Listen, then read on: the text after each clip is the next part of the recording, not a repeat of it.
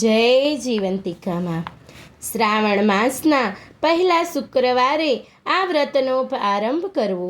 કોઈ પ્રકારની અડચણ હોય તો બીજા શુક્રવારથી પણ આ વ્રત થાય છે.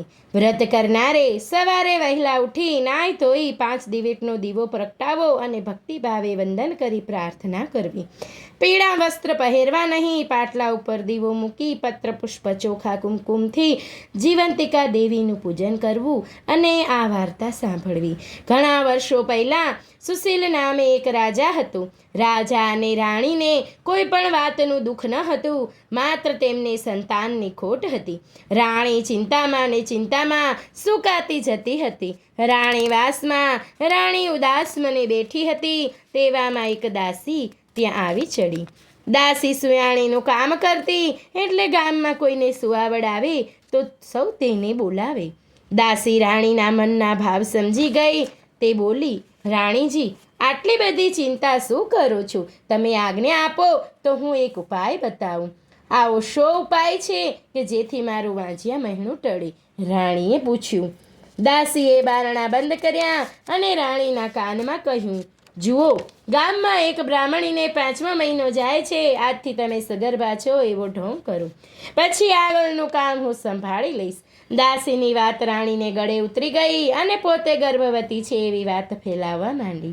આ વાતને 4 મહિના વીતી ગયા. બ્રાહ્મણીએ દાસીને તેડાવી. મધરાત પછી તેને પુત્રનો જન્મ થયો. દાસી બધાની વિદાય લઈ ચાલતી થઈ. થોડી વારમાં બધા ઘસઘસાટ ઊંઘવા લાગ્યા. એવામાં દાસી પાછલી બારીથી ગોરાણીની ઓરણીમાં બેઠી અને બાળકને ઉઠાવી રાણી પાસે લઈ આવી. બાળક રાણીને આપ્યું. સવારમાં આખા રાજભવનમાં આનંદ થઈ રહ્યો છે. સૌ કહેવા લાગ્યા, રાણીને કુંવર જન્મ્યો. રાજા રાણીનું વાંચિયા મેણું ટળ્યું. ગોરાણી જીવંતિકા દેવીનું વ્રત કરતી હતી, એટલે દેવી તેના બાળકનું રક્ષણ કરવા રાજભવનમાં પણ આવ્યા. રાજકુમાર ઊંઘતો હોય તો પણ તેઓ ઓશિકે ઊભા રહેતા. આમ ને આમ વર્ષો વીતી ગયા. રાજકુમાર અભય મોટો થયો. થોડા વર્ષો પછી રાજા સુશીલ મૃત્યુ પામ્યા અને અભયકુમાર રાજગાદીએ બેઠો. તે ઘણો દયાળુ અને ધર્મિષ્ઠ હતો. પ્રજાને પુત્ર સમાન પાળતો હતો. એક દિવસ તે પોતાના પિતાનું શ્રાદ્ધ કરવા ગયાજી જવા નીકળ્યો. ચાલતા ચાલતા તે થાકીને લોથપોથ થઈ ગયો. તેવામાં એક ગામ આવ્યું. અભયકુમાર ગામમાં એક વાણિયાને ઘરે ગયો અને કહ્યું, ભાઈ, મને આજની રાત રહેવા દેશો? ભલે ભાઈ, આનંદથી રહે. મારે ત્યાં અતિથિ ક્યાંથી? વાણિયાએ અભયકુમારને ઉતારો આપ્યો. વાણિયો પૂરો અભાગ્યો હતો. તેને ત્યાં જ સંતાનો થતા ને માત્ર 6 દિવસને જીવીને 7મા દિવસે મરણ પામતા. વાણિયો બાપડો શું કરે? વિધિના લેખ કંઈ મિથ્યા થાય? વાણિયાને ત્યાં પુત્રનો જન્મ થઈ આજે 6 દિવસ થયા હતા. તે મનમાં ને મનમાં રડતો હતો. પોતાને ત્યાં અતિથિને ઉતારો આપ્યો હતો, છતાં પોતાની ચિંતાના કારણે તે તેની સાથે વાત પણ કરી શકતો ન હતો. મધરાત થઈ ત્યાં તો વાણિયાને ત્યાં દેવી વિધાત્રી આવ્યા. વિધાત્રી બારણામાં પગ મૂકવા જાય છે ત્યાં તો દેવી જીવંતિકા માએ આડું ત્રિશૂળ ધર્યું અને પૂછ્યું, દેવી વિધાત્રા, તમે અહીં ક્યાંથી? વાણિયાના દીકરાને આજે 6 દિવસ થયા છે, તેથી તેનો ભાગ્યલેખ લખવા આવી છું. બહેન, લેખમાં શું લખશો? એના ભાગ્યમાં એ જ લખવું પડશે. લખીશ કે છોકરો સવારમાં મરણ પામશે.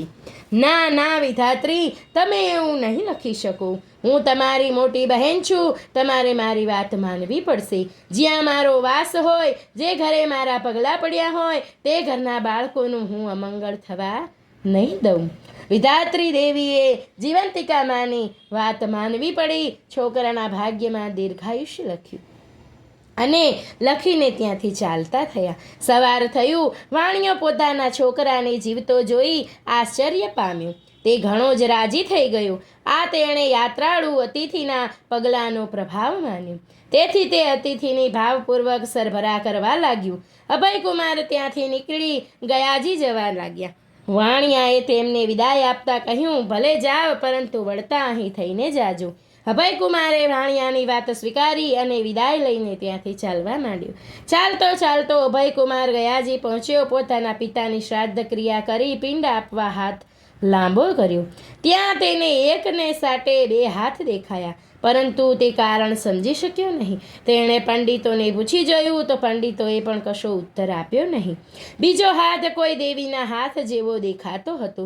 શ્રાદ્ધ ક્રિયા પૂરી કરી અભયકુમાર ત્યાંથી પોતાને ગામ જવા ચાલી નીકળ્યો. જતાં જતાં માર્ગમાં પેલા વાણિયાનું ગામ આવ્યું. વાણિયાનો પહેલો દીકરો હસતો રમતો થઈ ગયો હતો અને ફરીથી ત્યાં બીજો પુત્ર જન્મ્યો હતો. આજે વાણિયાને ત્યાં પુત્ર જન્મ્યાને 6 દિવસ થયા હતા. અભયકુમારને જોઈ વાણિયો તો અડધો થઈ ગયો અને તેના ખરા ભાવથી આદર સત્કાર કર્યો. બાળકનો જન્મ થયે 6 દિવસ થયા હતા એટલે પાછા મધરાત થતામાં વિધાત્રી દેવી આવ્યા. વિધાત્રી ઘરમાં આવ્યા ત્યાં તો દેવી જીવંતિકામાએ તેમને પૂછ્યું, બહેન આજે શું લખશો તે કહો. દેવી, ગઈ વેળાએ જે લખવાનું હતું એ જ ફરીથી લખીશ કે સવારે આ બાળક મૃત્યુ પામશે. અરે ના બહેન, એવું ના લખશો.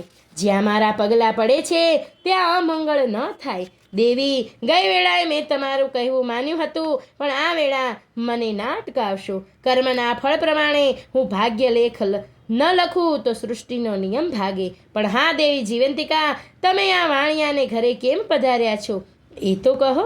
એટલામાં રાજકુમાર અભયની ઊંઘ ઉડી ગઈ. તે ગુપચૂપ પથારીમાં પડ્યો દેવીઓનો વાર્તાલાપ સાંભળવા લાગ્યો. જીવંતિકા દેવી બોલ્યા, હે દેવી વિધાત્રી, આ રાજકુમારની માતા વર્ષોથી શુક્રવારે મારું વ્રત કરે છે. પીળું વસ્ત્ર પહેરતી નથી, પીળા અલંકારો ધારણ કરતી નથી, ચોખાના પાણીને ઓળંગતી નથી. એટલે મારે આ રાજકુમારની રક્ષા કરવી પડે છે. એ જ્યાં જ્યાં જાય છે ત્યાં ત્યાં મારે પણ જવું પડે છે. પરંતુ આ વાણિયાને ત્યાં મારો વાસ હોય ત્યાં સુધી હું તેના બાળકનું અહિત શી રીતે થવા દઉં? બહેન, તારે મારી આજ્ઞા પાળવી પડશે. વિધાત્રી જેવી આજ્ઞા કહી ભાગ્યલેખ લખવા બેઠા. લેખમાં લખ્યું, આ છોકરો દીર્ઘાયુષી થશે અને તેને અનેક પ્રકારના સુખ અને સંપત્તિ પ્રાપ્ત થશે. સવાર પડ્યું, વાણિયાનો છોકરો તો જીવતો રહ્યો. વાણિયાને થયું કે અવશ્ય આ કોઈ પુણ્યશાળી મહાપુરુષ છે. અભયકુમારે વાણિયાની વિદાય માંગી અને ત્યાંથી પોતાના ગામ જવા ચાલી નીકળ્યું. રાત્રે દેવી વિધાત્રી અને માતા જીવંતિકાનો જે સંવાદ થયેલો તે હજુ તેના કાનમાં ગુંજતો હતો. ઘરે જઈને તેણે રાણીને પૂછ્યું, માં, તમે કોઈ વ્રત કર્યું હતું? રાણીએ કહ્યું, ના બેટા, મેં કોઈ વ્રત કર્યું નથી. અભયકુમારને નવાઈ લાગી. તેને આખો ભેદ સમજાઈ ગયો. શ્રાવણ મહિનો આવ્યો. શ્રાવણનો શુક્રવાર આવ્યો. અભયકુમારે ઢંઢેરો પીટાવ્યો કે આજે રાજભવનમાં ઉજાણી છે, માટે સૌએ પીળા વસ્ત્રો પહેરીને જમવા આવવું. સૌ જમવા આવ્યા. પછી રાજાએ ગામમાં ફરી પૂછ્યું કે કોઈ આવવાનું રહી તો નથી ગયું ને? ત્યાં તો એક દાસી સમાચાર લઈને આવી કે એક બ્રાહ્મણી જમવા આવવાનું ના કહે છે કે મારે માતા જીવંતિકા માનું વ્રત છે એટલે પીળા વસ્ત્રો પહેરીને હું નહીં આવું. અભયકુમાર આખી વાત સમજી ગયો. તેણે બ્રાહ્મણી માટે લાલ વસ્ત્રો મોકલ્યા. બ્રાહ્મણી લાલ વસ્ત્રો પહેરીને રાજભવનમાં આવી. મા દીકરો સામસામા મળ્યા. ત્યાં તો બ્રાહ્મણીને ધાવણ ચડ્યું અને દૂધની શેડ છૂટી. શેડ રાજકુમારના મોઢામાં પડી. બધાને નવાઈ લાગી. બધા વિચાર કરવા લાગ્યા કે આ શું? અભયકુમારે પોતાની માને ઓળખી કાઢી અને કહ્યું કે હવે તમે આ રાજભવનમાં રહો. તમે જ મારી માં છો. બ્રાહ્મણીએ અભયકુમારને પૂછ્યું, બેટા, હું તારી માં છું એમ તને કોણે કહ્યું? અભયકુમારે માતાજીની કહેલી વાત કહી સંભળાવી અને ચમત્કારિક હાથના દર્શનની પણ વાત કહી. ત્યારથી આખા ગામની સ્ત્રીઓએ પોતાના બાળકોની રક્ષા માટે દેવી જીવંતિકા માનું વ્રત આરંભ્યું. સૌ ગોરાણીને પૂછવા લાગ્યા કે ગોરાણી, અમે જીવંતિકા વ્રત શી રીતે કરીએ એ કહો.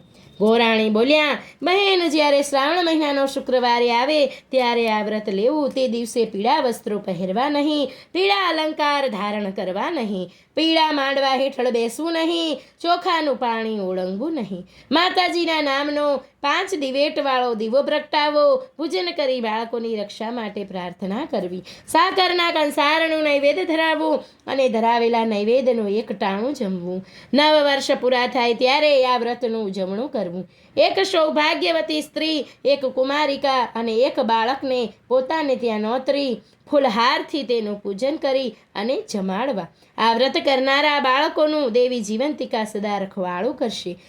તેમને ઊની આંચ પણ આવવા નહીં દે.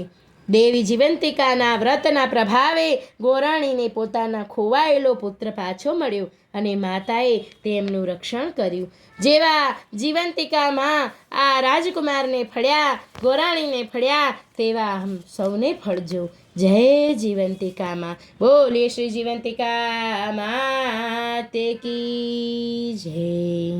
ધન્યવાદ ભક્ત મિત્રો. જો આપ લોકોને વિડીયો ગમ્યો હોય તો લાઈક કરજો, ચેનલને સબસ્ક્રાઈબ કરજો અને બેલ આઇકન દબાવવાનું ભૂલતા નહીં.